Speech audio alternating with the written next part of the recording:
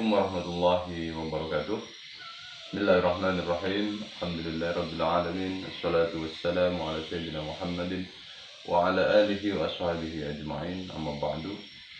Para mahasiswa sekalian, alhamdulillah kita pada hari ini bisa bertemu lagi dalam perkuliahan online melalui video pembelajaran. Dan hari ini kita akan belajar tentang marfu'atul asma'i.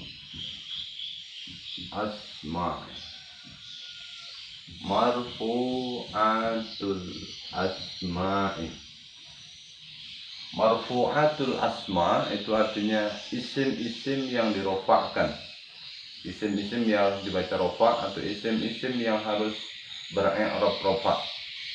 Nah, marfu'atul asma, beberapa isim yang dirofakkan secara lengkap ada 7 macam. 1 al-mubtada, 2 al-khobar, 3 al-fa'il, 4 naibul fa'il, yang kelima adalah khobaru inna, kemudian yang keenam ada ismu inna, yang terakhir adalah at-tawabi. At-tawabi ada 4 macam, ada an-na'tu, ada al-man'ud, ada at-tawkid, ada badal. Jadi keseluruhnya marfu'atul asma ada 7 macam. Bagian yang ke-7 dibagi lagi menjadi 4, jadi seluruhnya ada 10 macam. Baik, yang kali ini kita akan belajar tentang 4 hal. Pertama al-mubtada, al-khobar, al-fa'il, dan naibul fa'il. Baik, yang pertama kita akan belajar al-mubtada. Al-mubtada'u. Ma huwal mubtada? Apa itu mubtada? Mubtada adalah ismun marfu'un fi awal jumlah.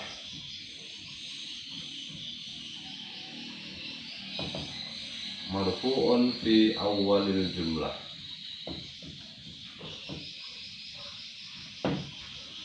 Mubtada al-mubtada'u adalah ismun marfu'un, isim yang marfu', isim yang dirofakkan, yang terletak fi awalil jumlah, yang terletak di awal jumlah. Contoh, misal al-muslimu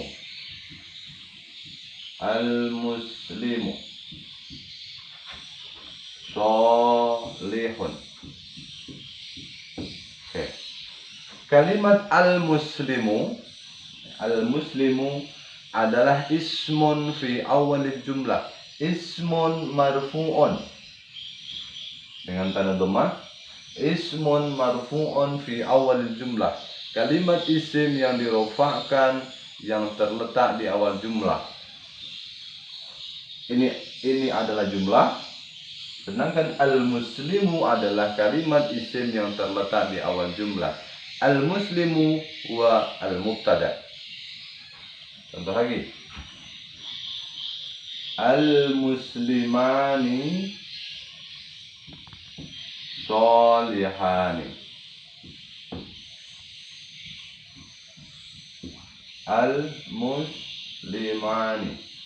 Al-muslimani ismun marfu'un, sholihani. Al-muslimani ismun marfu'un fi awalil jumlah, kalimat isim yang dirofakkan, tanda rofaknya adalah huruf alif. Al-muslimani sholihani. Al-muslimani ismun marfu'un fi awalil jumlah. Al-muslimani mubtada'un. Betul, berikutnya al-muslimuna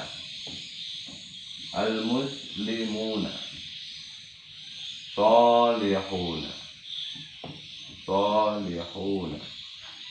Al-muslimuna ismun marfu'un, kalimat isim yang dirofakkan yang terletak di awal jumlah. Al-muslimuna marfu'un, mana tanda rofaknya? Waw sebelum huruf nun. Al-muslimuna sholihuna. Al-muslimu ismun marfu'un, tanda rafa'nya dhammah. Al-muslimani ismun marfu'un, tanda rafa'nya alif. Al-muslimuna ismun marfu'un, tanda rafa'nya wawu. Ketiga-tiganya adalah ismun marfu'un fi awalil jumlah dan semuanya disebut mubtada. Oke, contoh lain. Huwa sholihun. Huwa sholihun. Huwa dhamirun fi awalil jumlah wa huwa mubtada. Berikutnya ada huma sholihani, hum sholihuna. Oke. Jadi sengaja Bapak berikan dua macam contoh. Jadi mubtada ada dua macam, ada isim dhahir, ada isim dhamir. Isim dhahir seperti contoh al-muslimu, al-muslimani, al-muslimuna. Namanya al-mubtada isim dhahir. Sedangkan huwa, huma, hum, kesemuanya adalah kalimat isim berupa isim dhamir yang terletak di awal jumlah dan semuanya ini juga disebut sebagai mubtada. Hanya disebut sebagai mubtada isim dhamir. Oke, saya kira paham sampai situ. Sekarang berikutnya al-khobar. Sekarang berikutnya yang kedua adalah al-khobar. Al-khobaru. Al-khobaru. Khobar adalah ma yukammilu makna al-mubtada. Kalimat yang menyempurnakan makna mubtada. Tidak ada khobar kalau tidak ada mubtada, tidak ada mubtada, tidak ada mubtada kalau tidak ada khobar. Jadi antara mubtada dan khobar ini adalah tidak ada salah satu kalau tidak ada salah satunya.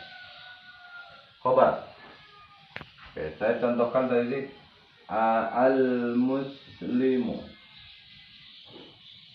sholihun. Al-mussolihun. Al-muslimu mubtada. Kalimat al-muslimu tidak disebut mubtada apabila tidak ada sholihun. Jadi kata sholih itu adalah ma yukammilu makna al-mubtada. Kalimat yang menyempurnakan makna mubtada. Antara mubtada dan khobar, antara mubtada dan khobar, saya tulis dulu sini, ma yukammilu maknal mubtada.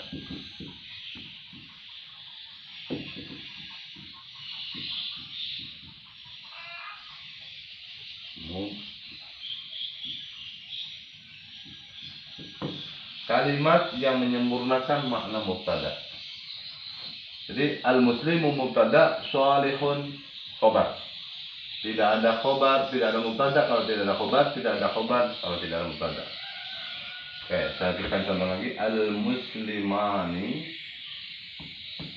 sholihani. Al-muslimuna sholihuna. Antara mubtada dan khobar, harus sama dalam dua hal. Perhatikan di sini al-muslimu mudzakkar, sholihun mudzakkar, mufrad bersama. Al-muslimani mudzakkar, sholihani mudzakkar, musanna. Al-muslimuna jamak, sholihuna jamak, mudzakkar. Contoh lain misalnya al-muslimatu, karena ini muannas, maka kalimat yang menjadi khobar pun harus muannas. Sholihatun. Al-muslimatani. Al-muslimatani. Muannas ini pun harus khobarnya juga harus muannas. Solihatani. Al-muslimatu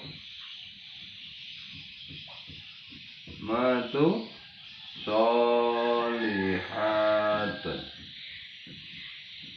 Nah, mufrad muannas, musanna muannas, jamak muannas. Jadi antara mubtada dan khobar itu harus sama dalam dua hal, yaitu dari segi jenisnya dan segi jumlahnya. Hanya dia harus beda, mubtada ma'rifat, khobar nakirah. Ma'rifat nakirah.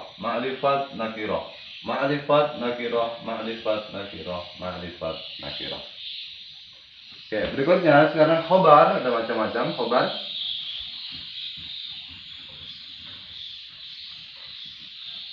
Khobar ada dua macam. Khobarun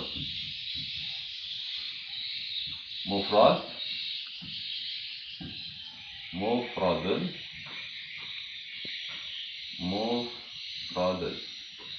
wa ghairu mufrad.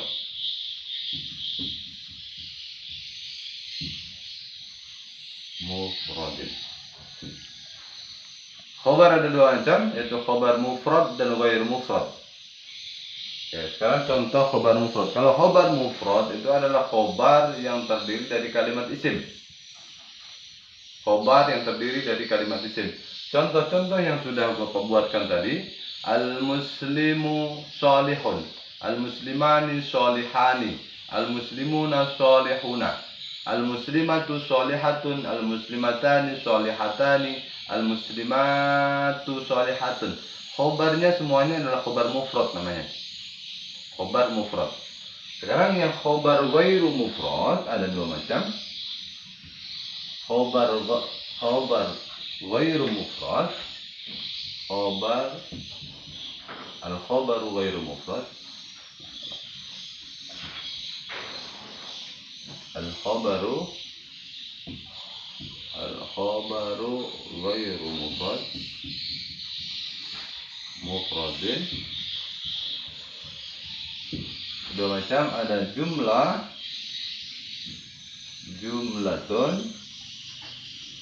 sibahul jumlah.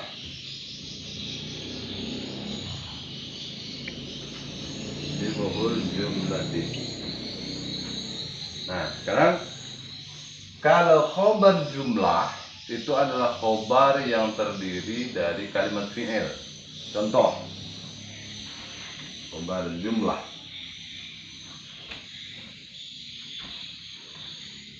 Al-muslimu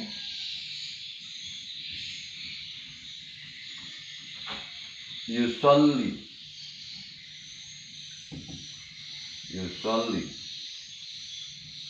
Al-muslimu mubtada, yusolli khobar.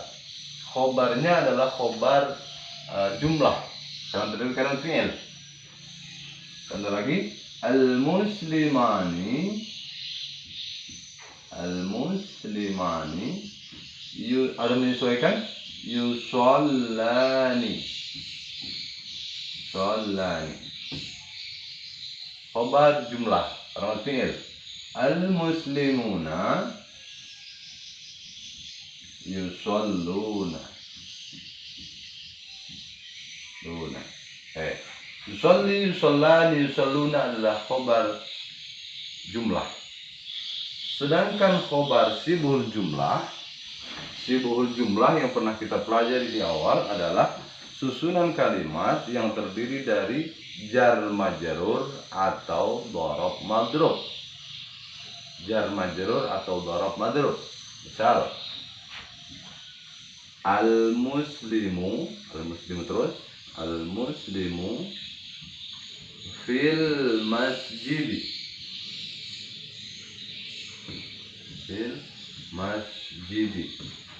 Al-muslimu ismun fi awal jumlah, ismun marfu'un fi awal jumlah.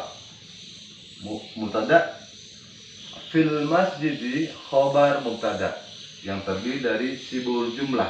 Susunan kalimat yang terdiri dari huruf fa, huruf jar, fi dengan isim al-masjidi, fil masjidi, jar dan majrur. Atau susunan kalimat yang terdiri dari darab dan madrub.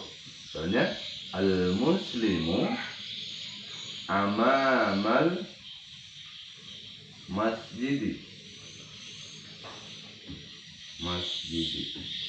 Nah, keduanya ini adalah khobar sibul jumlah. Fil masjidi jar majrur, amamal masjidi darab madrub. Tidak dulu. Oke, sekarang berikutnya yang ketiga adalah ketiga dan keempat ya. Yang keempat adalah fa'ilun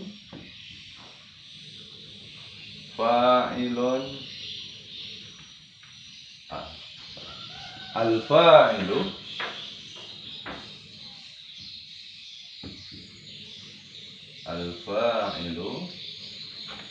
wa naibul fa'ili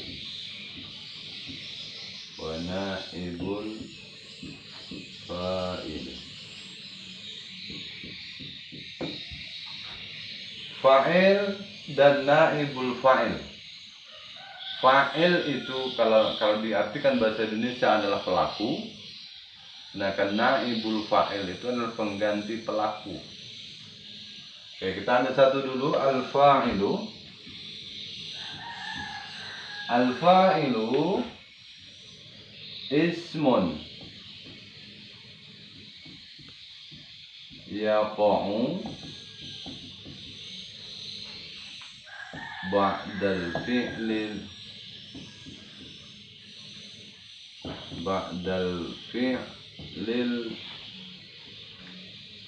al-ma'lumi.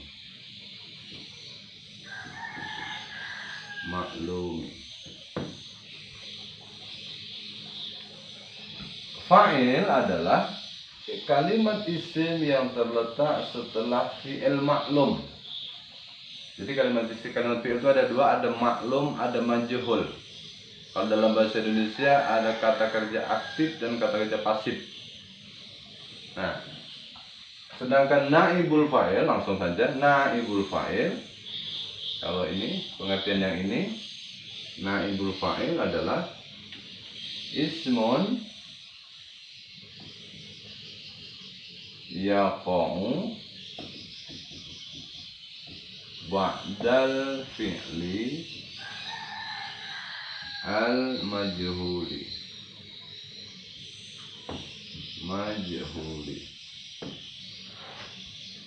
Oke, sekarang kita fokus di sini dulu. Maklum dan majhul. Maklum itu artinya kalimat fi'il yang disebutkan subjeknya atau fa'ilnya.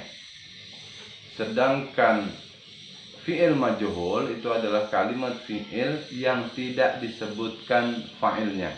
Contoh, saya coba dengan lisan saja dulu. Qara'a Ahmadun. Qara'a itu adalah pola kalimat fi'il yang maklum. Qara'a. Karena maklum maka harus disebutkan fa'ilnya. Berarti kalimat isim setelah kata qara'a adalah fa'il. Qara'a Ahmad. Qara'a maklum atau kata kerja aktif, maka kalimat isim setelahnya adalah fa'il. Kemudian yang fi'il majhul, misalnya, atau kita mengubah dari maklum ke majhul. Kalau maklum polanya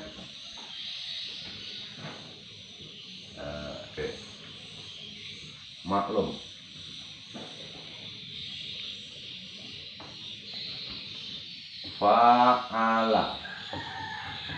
Fa'ala ini adalah pola fi'il maklum aktif, atau qara'a.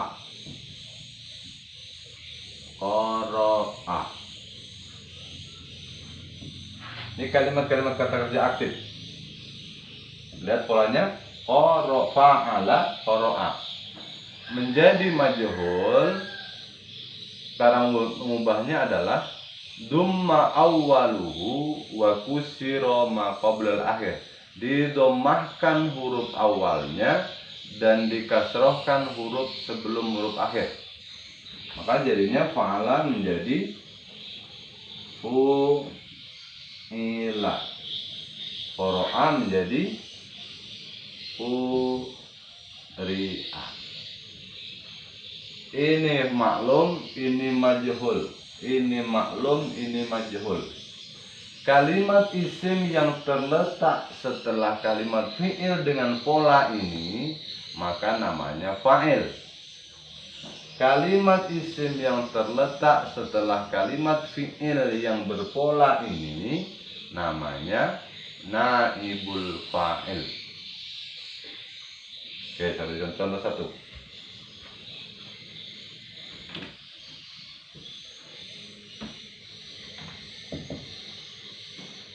Qara'a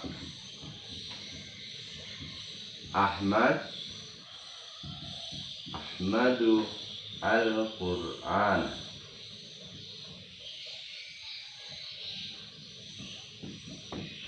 Qara'a berarti pola ini. Berarti di sini ini adalah fa'il. Fa'ilun. Qara'a Ahmadul Qur'an. Qara'a fi'il, Ahmad fa'il, Al-Quran maf'ul. Sekarang kalau kita ubah menjadi tidak aktif, menjadi qara'a menjadi quri'a. Quri'a. Qara'a menjadi quri'a. Tadi bedanya adalah kalau maklum disebutkan fa'ilnya, sedangkan kalau majhul tidak lagi disebutkan fa'ilnya. Kalau kata kerja ini berubah menjadi pola seperti ini, maka kalimat yang menjadi fa'il tidak disebutkan lagi. Maka yang menjadi pengganti fa'ilnya adalah kalimat yang menjadi maf'ul. Jadi menjadi quri'a al-Qur'anu.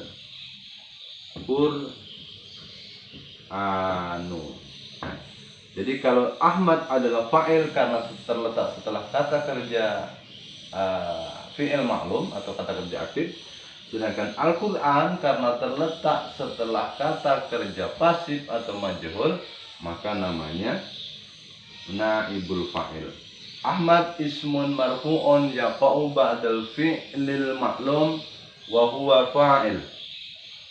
Al-Qur'anu ismun marfu'un yaqa'u ba'dal fi'lil majhul yusamma binaibul fa'il. Kata Al-Quran terletak setelah kata kerja atau fi'il majhul, maka disebut sebagai naibul fa'il. Mungkin ini penjelasan dulu tentang mubtada, khobar, fa'il dan naibul fa'il. Hal-hal yang perlu kalian tanyakan dan silahkan tanyakan, dan insya Allah akan kita lanjutkan pada pertemuan minggu depan. Terima kasih. Assalamualaikum warahmatullahi wabarakatuh.